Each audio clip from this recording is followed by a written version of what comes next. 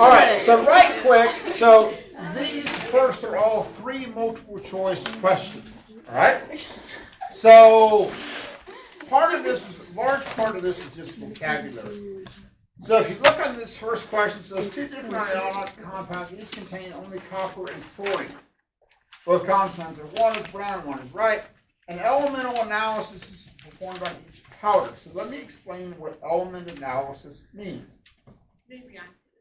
In element analysis, what you do is you take that compound, typically you heat it up, you do something like to break the bonds and hold this together.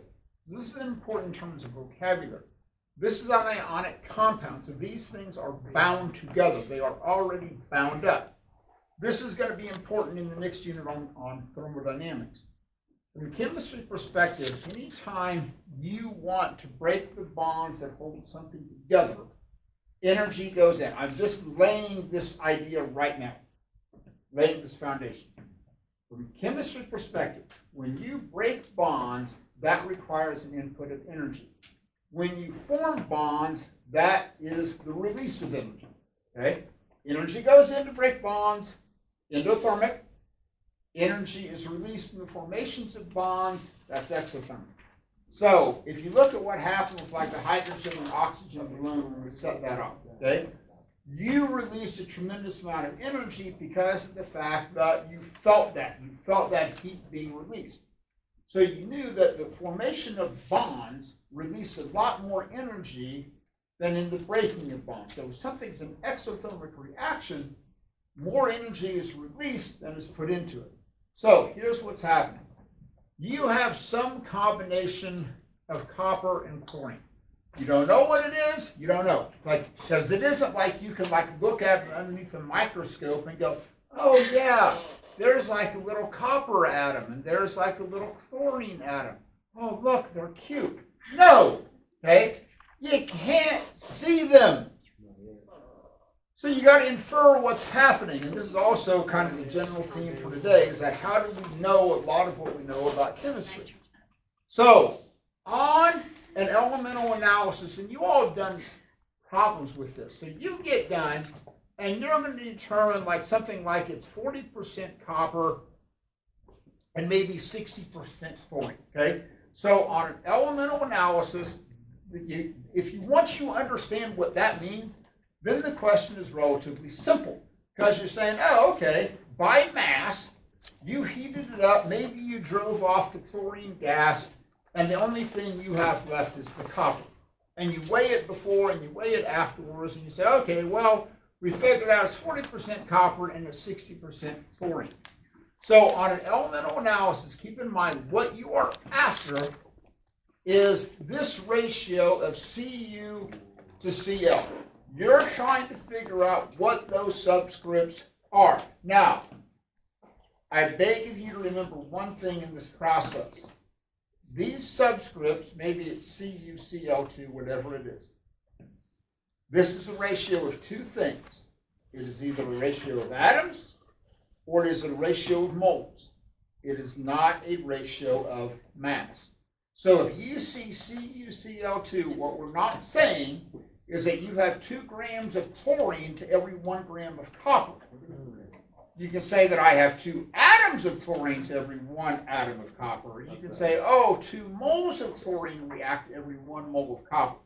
So you can say it's a ratio of particles. You can say it's a ratio of moles. It is not a ratio of mass. Okay? That's why moles are the great equalizer in a situation like this. So, knowing that, and a lot of times to be successful, not only like on the AP chemistry test, but exams in general, is playing the game. So if you look at these options in terms of the correct answer, what they might be, it says you're going to do an elemental analysis. So if you understand what elemental analysis is, you're going to break it down, you're going to find the percentage of the compound. So you have A, what is the density of each compound? Why does that not seem like a reasonable answer? It's just so niche, like what's the point? What would you have to measure to get density? Mass. Mass and volume. Okay? Does it say anything about measuring that? Nope. So let's not run with A then. So then it says C. We're going to jump down to C. What is the chemical reactivity of each compound? Now, y'all have done that, okay? Remember when you had that mixture of potassium nitrate and like calcium chloride, okay? You dissolved it in water, right? You added the silver chloride, you made that precipitate. Remember that? Okay? That was based upon the unique reactivity of the fact that silver and chlorine react to form that precipitate of HECl. So did it say anything about adding a new compound to see how they reacted? Nope. So that C's kind of out too. So which of the two compounds is more soluble in water? Got nothing on that one, because it didn't say anything about adding water. It didn't say, oh, let's do a solubility test. It didn't say anything about adding water. Now, I'm not saying that any of the A, B, or A, C, and D, those are valid chemical tests. Okay, I'm not saying that those aren't important. They are. Okay, they are vital to try and figure out structures of things and chemical properties. But if you do just an elemental analysis, the only thing that makes any sense is B. What's the formula unit of each compound? That's what you're after. Okay? They would have had to given you different information for you to choose A, C, or D. So that's why that correct answer is B. So when you see elemental analysis, all you're trying to figure out, hey, what's the percentage of each one? Now, let's talk about that next question. It says the student has 2 samples of sodium chloride, each one from a different source. So somebody tell me one way. If I said, here's your challenge, I need you to make me some sodium chloride. What's one way that you could make sodium chloride? In sodium chloride. Yeah, I take a piece of sodium and I react that with chlorine gas. Okay, you can't get more simple than that, right? Which would be a very violent reaction because sodium itself is like very, very reactive because it wants to give away an electron. And then you have chlorine gas, which is a green poisonous gas, okay? And you're going to make... Have you ever seen it? Chlorine gas, yes, it's horrible. So, right? So there's your balanced chemical. There's one way. Boom, I made sodium I chloride. might have an idea for another way. Huh? I might have an idea. What's another one? Well, you could do like a single displacement reaction. With what? I'm just gonna say calcium because I don't like calcium chloride and it is, but I don't know for sure because I didn't look in my reaction. So calcium chloride and sodium. Okay? And you would have to make sodium chlorine, sodium chloride, and element of calcium. Now, how could you check to see if this is a viable option? Yeah, you'd have to look at your redox chart. Okay, so let's see if this will work.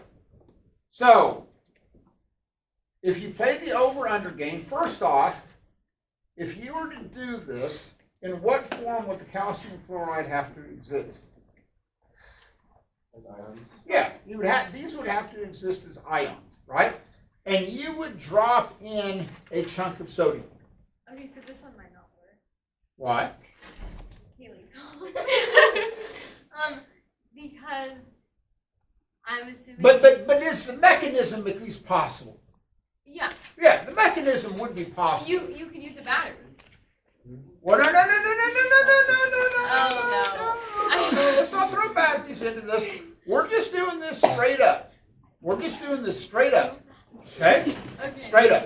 What about? So what would what would have to happen to the calcium? It would have to gain. It would have to gain 2 electrons and turn into elemental calcium.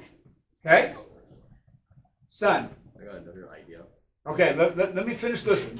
Hold on to that thought. I got to finish this one first. Okay? So if you do this, what's the reduction potential of calcium? -2.87. Negative 2 point what? 87 volts. Okay? Now, what would have to happen to the sodium? It would be oxidized. The sodium would have to turn into sodium ions and an electron. Okay? Now, listen to me very carefully what I'm about to ask you. What is the reduction potential of sodium ions? Big negative. How big a negative? Well, it goes on and happen. Negative. What did you get? Negative 2.71. Negative 2.41? 7.1. Negative 2.71 volts. Okay? That's the reduction potential, right? That's the reduction potential. So the oxidation potential would be positive 2.71, right?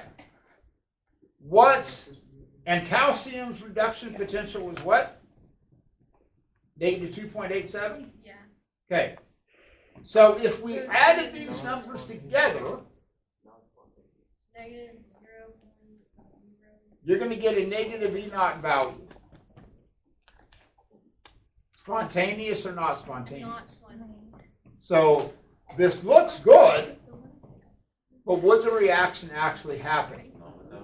Because it's a non-spontaneous reaction because you have an overall negative E naught value. Okay? It seems reasonable, What about KCO? but not so much. Son, what's your idea? NaOH plus HCl. Ooh, Son's going acid base on me. Sodium hydroxide plus hydrochloric acid, and you would get water and NaCl. See that? Okay. Okay, we can run with that. Anybody have to know the name of this? What'd you say? Anybody have to know the name of this? Sodium chloride. Sodium chlorate. We did this reaction on the very first day you were in this room.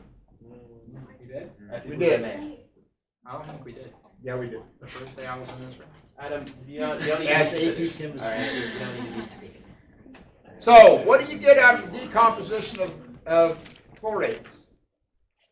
Oxygen You get oxygen, and chloride.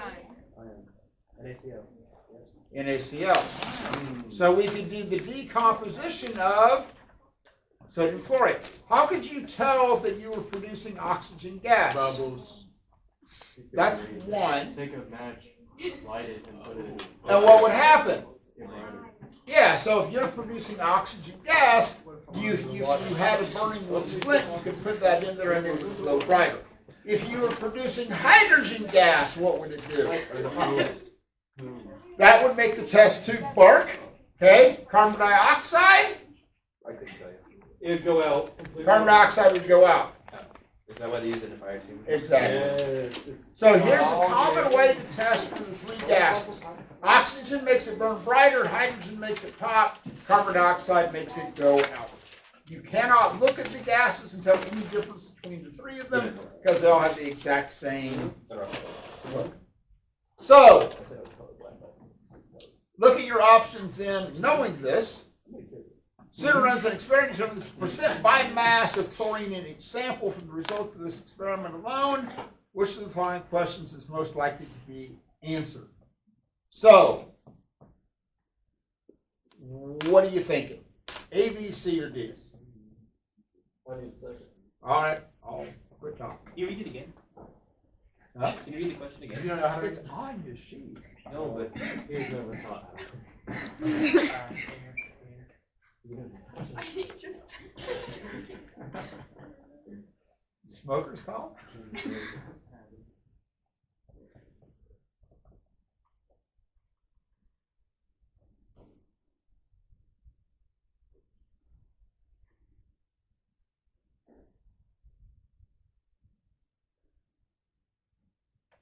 Well, we can throw a D out. Not so much a gap. Okay. Or I think it's my A. answer. Can I say A? Yeah, I would, No, I would you go. cannot say Okay, that. I don't know. Definitely not D. Okay, I said A. Yeah, I agree. I like it. Everybody like A? Because it doesn't mention volume. Don't you need volume? Yeah. So A would be a good answer. But it's the Okay. correct answer. It is the correct answer. Oh, okay. Oh, okay. A is the correct answer. So again, you're finding percent by mass of chlorine in its sample. So it doesn't say anything about measuring mass and volume, so it really can't talk about density. Whether it came from a salt mine or from an ocean, that's not going to make any difference. Okay? What is the source of the contaminants present in each of the samples? That doesn't make any sense either. It's like, okay, I have no idea what that is talking about. Now, with that said, try that third question. It's on the back side.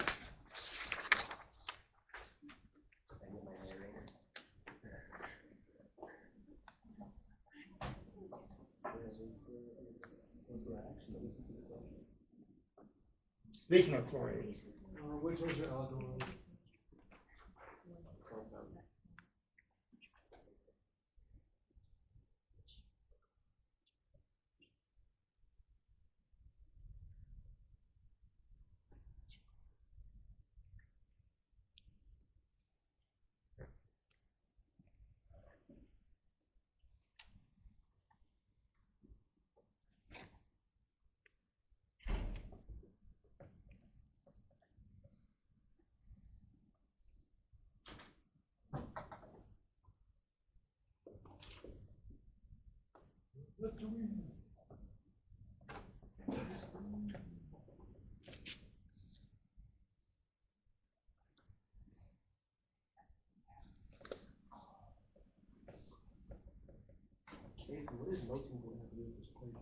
I said A, Jack Wagon.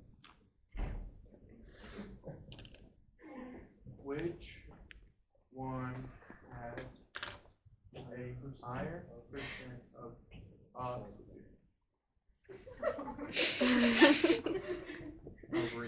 I like how you can translate. I think it's a carrot. What? It's like, That's He neat. doesn't know bowling. That's neat. That's Wait, is that you know, neat? That's not neat. you know Beetlejuice or no? Oh, it's niche. It's niche. That is not neat. If Bart doesn't know, Yeah, it's niche. not in the weird sci-fi. Oh, that's not weird. It's That's not regular. sci-fi. I'll show you the video after. No. Beetlejuice is a real specimen. He's a real person. Okay, so let's say that you're told Wait.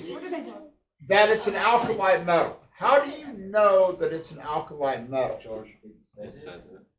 Beyond that, Charge.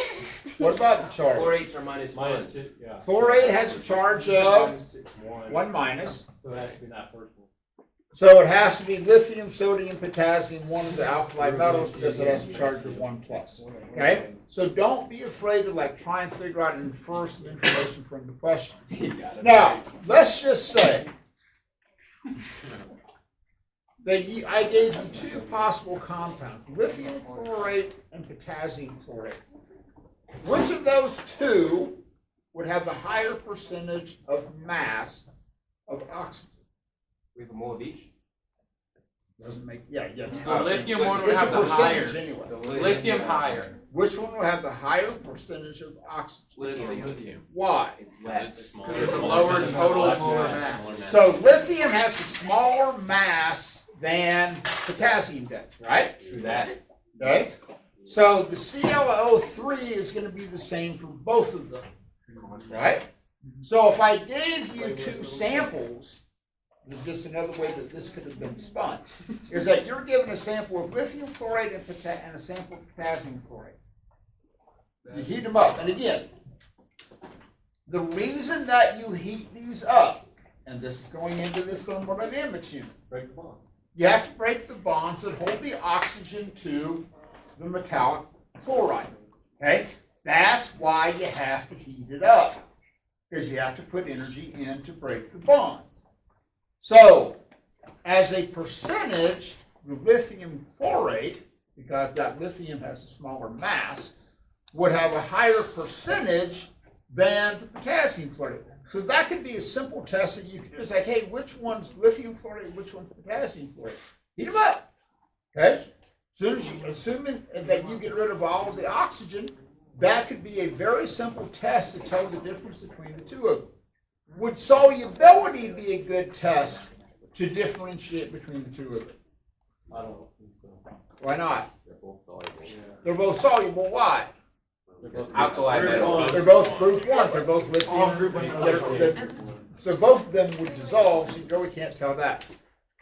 What's another test that you could potentially do to tell the difference between lithium chloride and potassium chloride? Flame test. Flame test. Yeah, 'cause colors. Lithium's red, right? And Lithium tends to be orangish red. Potassium tends to Purple, be green, purple. purple. Okay, Copper, like a green, violet. same Okay, That's right. easiest way to remember that is Yes, you know potassium they're is flames. purple. Okay, which is like a violet color. So you could also do a flame test to differentiate between the two of them. So with that said, what's your answer? A, B, C, or D? Eh? A. C. Like C is in yes. Or did they talk about melting point and keeping track of that? No. No. you was trying to tell me that. Okay. What are you talking about, bro? So yeah, the correct answer is A, which has the greater molar mass, X or Z. Again, density, important, not part of the story. They didn't keep track of the melting or the boiling point, so that basically only leaves you with A. Okay, Mari, stop that camera for a second.